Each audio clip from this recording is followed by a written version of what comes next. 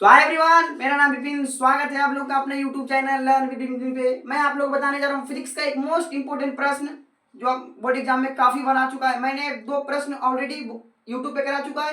ये तीसरा प्रश्न जा रहा है। देखिए 2 प्रश्न क्या था, 2 प्रश्न था। ये पहला प्रश्न था गोलीय पृष्ठ के अपवर्तन के लिए दिए गए सूत्र को साबित करें। दूसरा प्रश्न था प्रिज्म के अपवर्तन के लिए दिए गए सूत्र को साबित करें। और तीसरा प्रश्न प्रश्न संपर्क में रखे पतले लेंसों के लिए फोकस दूरी ज्ञात करें, समतुल्य फोकस दूरी ज्ञात करें। ये प्रश्न समझते हैं, प्रश्न कहना क्या चाह रहा है। देखिए कहना क्या चाह रहा है।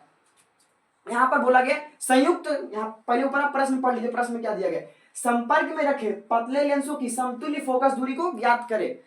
कहा गया है मान लीजिए एक कोई लेंस है। अगर एक लेंस है, यहां से प्रकाश की किरण इस पर जाती तो इसका फोकस दूरी मान लीजिए आप लेंस सूत्र से पढ़े होंगे। अब क्या, अगर हम एक लेंस के लिए जानते हैं, बट अगर हम 2 लेंस की जोड़ देता हूं 2 लेंस के लिए, तो उसकी फोकस दूरी क्या होगी।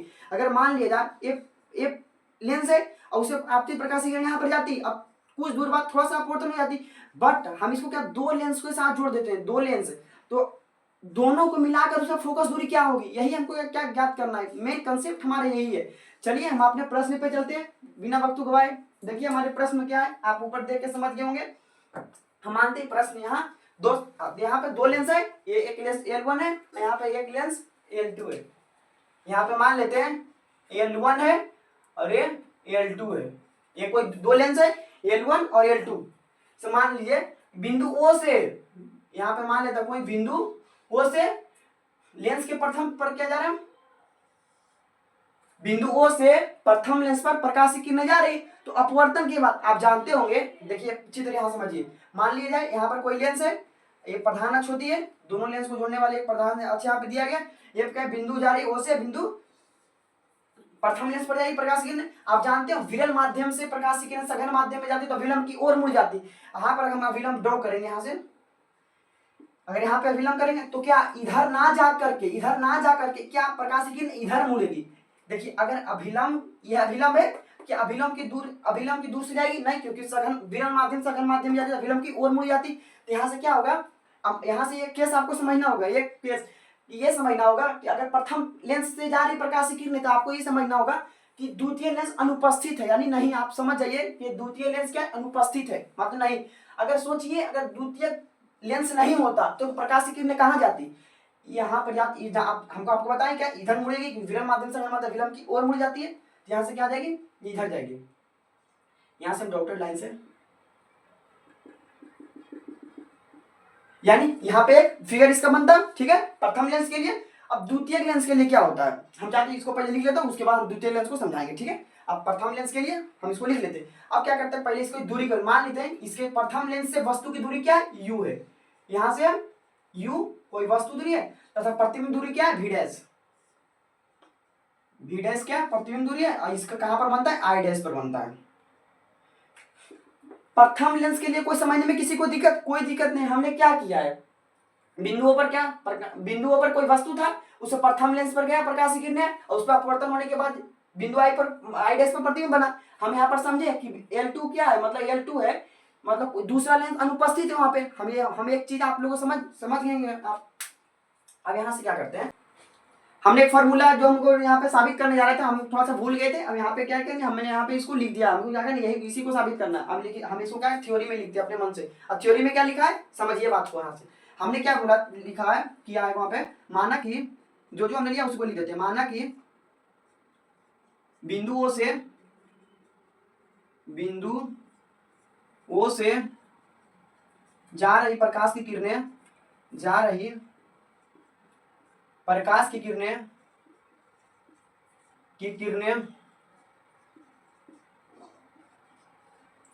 प्रथम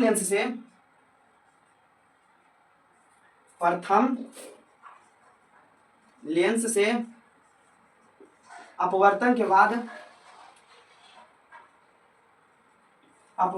बाद उसका प्रतिबिंब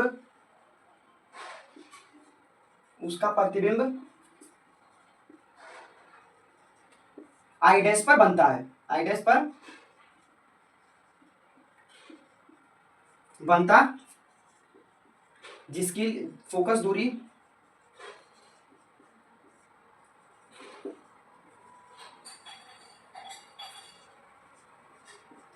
फोकस दूरी F1 होती है।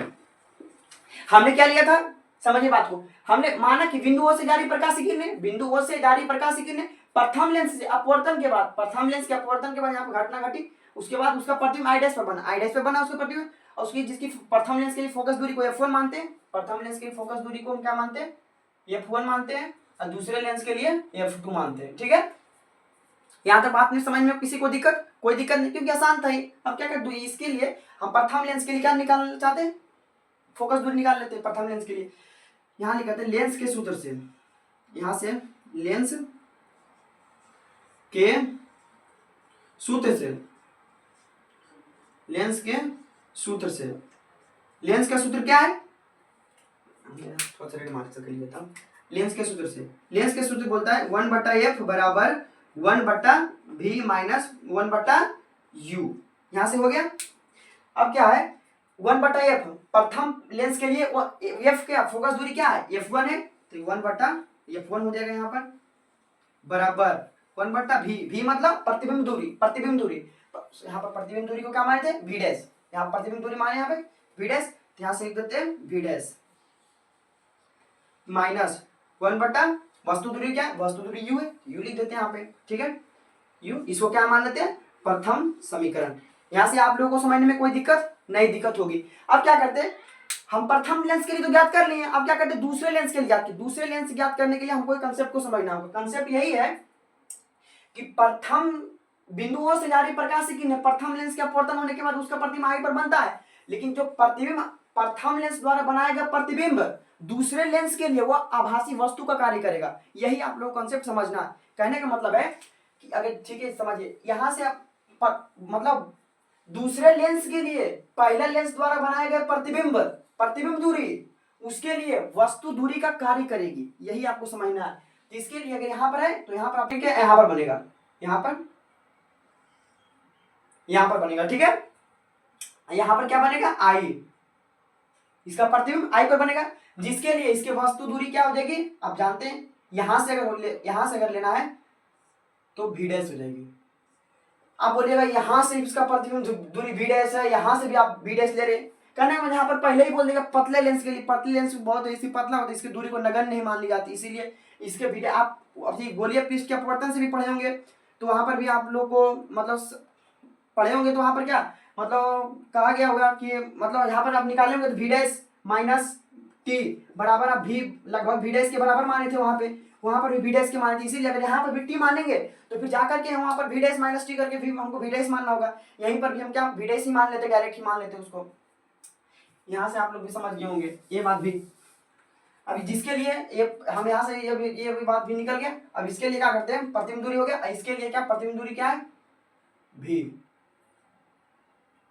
आप समझ जाएगा, थोड़ा सा छोटा लिखा गया हो गया। अब क्या करते हैं दूसरे लेंस के लिए, यहाँ दूसरे लेंस के लिए अब क्या प्रथम लेंस द्वारा, अब देखना चूंकि प्रथम लेंस द्वारा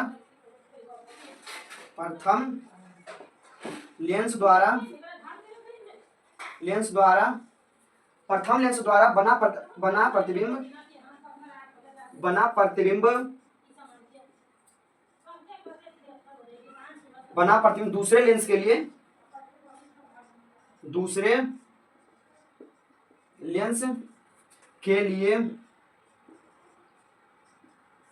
लिए आभासी वस्तु का कार्य करेगा,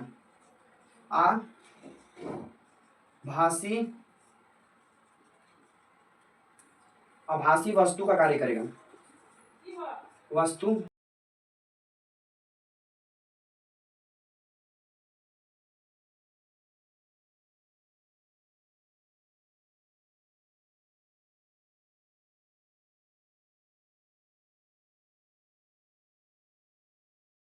आई पर बनता है, तथा फोकस दूरी F2 होती है, तथा फोकस दूरी F2 होती है। हमने क्या कहा, यहाँ पर लिखा गया प्रथम लेंस द्वारा बना प्रतिबिंब दूसरे लेंस के लिए आभासी वस्तु का कार्य, यहाँ पे हम पहले ही बता दिए वो वस्तु का कार्य करेगी, करेगा जिसका प्रतिबिंब आई पर बनता है, जिसका प्रतिबिंब आई पर बना तथा उसके फोकस दूरी f2 होती है, ये मैंने आपको बता दिया। अब क्या करते हैं, यहां से भी क्या करते हैं हम लेंस के सूत्र लगाते हैं दूसरे लेंस के लिए, मतलब लेंस के सूत्र से यहां पर लेंस के सूत्र से, लेंस के सूत्र से, लेंस के सूत्र क्या बोलता है 1/f बराबर 1/v माइनस 1/u, ठीक है, यही बोलता है। जहां भी प्रतिबिंब दूरी u वस्तु दूरी। अब दूसरे लेंस के लिए चल रहे तो ये 1 क्या हो जाएगा f2, फोकस दूरी f2 है। अब v क्या मतलब प्रतिबिंब दूरी, इसका प्रतिबिंब दूरी क्या है, प्रतिबिंब दूरी v है, यहां से क्या v माइनस 1/u, u क्या है वस्तु दूरी, हम आपको बताए थे v से, क्योंकि वो भाषी वस्तु का कार्य करता है। ये हो गया, इसको क्या मान लेते हैं समीकरण दूसरा, समीकरण दूसरा मान लिया। अब क्या करते हैं समीकरण फर्स्ट तथा समीकरण सेकेंड को जोड़ने पर, समीकरण फर्स्ट प्लस समीकरण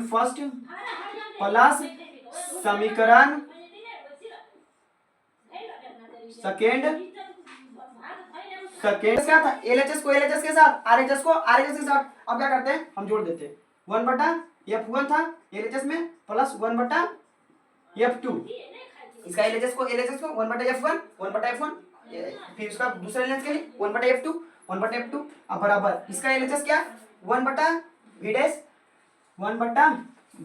माइनस 1/u, फिर बीच में प्लस, फिर दूसरे के लिए यहाँ क्या है 1/v माइनस 1/v', जो कटेगा काट देते हैं। यहाँ पर देखिए ये दोनों प्लस माइनस कट रहा है, तब क्या करते हैं 1/f1 प्लस 1/f2 बराबर, इसको प्लस माइनस में मतलब आगे पीछे सजा के लिख सकते हैं, 1/v को पहले लिख देते हैं माइनस 1/u को बाद में लिखते हैं। अब आप जानते होंगे यहाँ पर 1/f1 प्लस 1/f2 बराबर, ये लेंस के सूत्र से हम आपको बताएंगे 1/v माइनस 1/u, इसको डायरेक्ट लिख सकते हैं 1/f। यही हम लोग को क्या साबित करना था, इसको ये यहाँ पे साबित हो गया है, ठीक है। अब क्या करते हैं, अगर इसको आप दूसरा तरीका से भी लिख सकता है, यहाँ से क्या इसको एलसीएम ले लेगा, यहाँ से एलसीएम क्या ले लेगा, यहाँ से हो जाएगा एलसीएम f1, यहाँ से नीचे एलसीएम लेगा तो क्या हो जाएगा f1 इंटू f2, यहाँ से फिर एलसीएम लेगा तो यहाँ पर हो जाएगा f2 प्लस f1 बराबर 1/f। अगर उलट के लिखे तो यहाँ पर देगा f बराबर f1 इंटू f2 बटा f1 प्लस f2। यही क्या हम लोग को साबित करना था। आई होप ये प्रश्न आप लोग को अच्छी समझ में होगा। अगर आप लोग को प्रश्न अच्छी समझ में है तो वीडियो को दोबारा देखें ताकि चीजें आप लोग को आसानी में समझ में। अगर आप लोग वीडियो पर नहीं हो तो चैनल को सब्सक्राइब करें। तो मिलते हैं अगले वीडियो में, तब तक के लिए बने। Thanks for watching.